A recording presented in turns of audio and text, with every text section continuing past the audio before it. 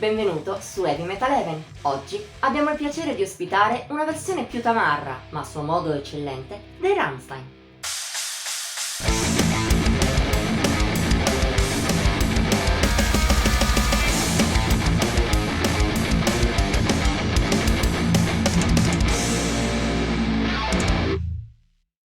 Se sei capitato su questo canale, è probabile che non dobbiamo spiegarti chi siano i Rammstein. Nel corso degli ultimi decenni hanno avuto un successo così ampio in tutto il mondo che chiunque frequenti l'ambiente metal li avrà sentiti almeno nominare.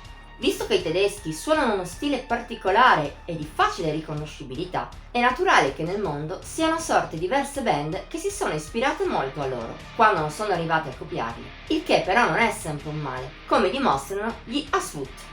Il loro Mund Zu, recente EP di una carriera ormai piuttosto lunga e con 2 full length all'attivo, vede il proprio faro proprio nei Rammstein, in particolare quelli dei primissimi dischi. Tra un industrial metal molto diretto, catturante e persino la scelta di cantare in tedesco, nonostante il gruppo sia di base in Spagna, è impossibile non pensare a Till Lindemann e compagni. Se non fosse che gli Aswut non si limitano a copiarli, ma ne evolvono i concetti verso qualcosa di più spinto in senso estremo. Non che Mund Zu includa elementi black o death metal.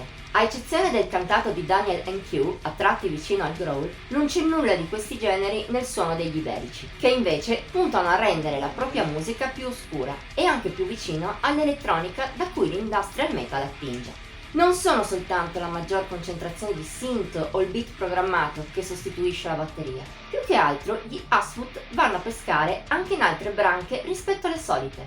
All'interno dell'EP si possono sentire infatti le venature EBM, trance, techno, persino dubstep, qualcosa che però gli spagnoli sanno integrare bene nella propria musica senza stonare. Il risultato è una creazione di uno strano ibrido, cupo e possente quanto il metal dovrebbe sempre essere, ma al tempo stesso tamarro, in una maniera apprezzabile anche per chi ama soltanto l'elettronica. Un ibrido che, soprattutto, pur senza nascondere la sua ispirazione principale, ben chiara in ogni traccia di Mund Zu, riesce lo stesso ad avere una sua personalità. Merito anche delle ottime idee che gli Aswut disseminano al suo interno. Da questo punto di vista, gli spagnoli mostrano tutta l'esperienza conseguita nella loro carriera, sfoderando una scrittura fresca e sempre emozionante. Il risultato di ciò è un EP di grande sostanza. A tal proposito, si può citare per esempio la title track. È un vero manifesto della tamarragine degli Aswut, coi suoi momenti di influsso techno ossessivi, intervallati però da altri più d'atmosfera, che mostrano come il gruppo abbia tanto da dire e non sia solo ritmi battenti e impatto. Questo equilibrio rende anche migliori canzoni come Seure, che brilla per l'alternanza tra momenti estroversi e truzzi, ma con una certa profondità, e altre in cui quest'ultima si accentua in una maniera intimista, avvolgente. È il picco del disco con Haters, traccia violenta col suo ritmo serrato e aggressivo, e la ferocia che si respira in special modo nei ritornelli, ma che sa anche avere la giusta musicalità. Ottima anche la sua versione remix in coda all'EP. Funziona molto bene nonostante sia stata privata di ogni elemento metal.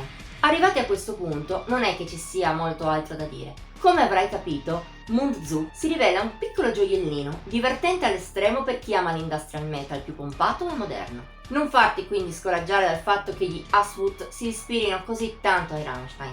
Anche in questo modo la loro musica ha molto da dare. Non ti resta che scoprire quanto. Voto di Heavy Metal Heaven 77 su un massimo di 80 per gli EP.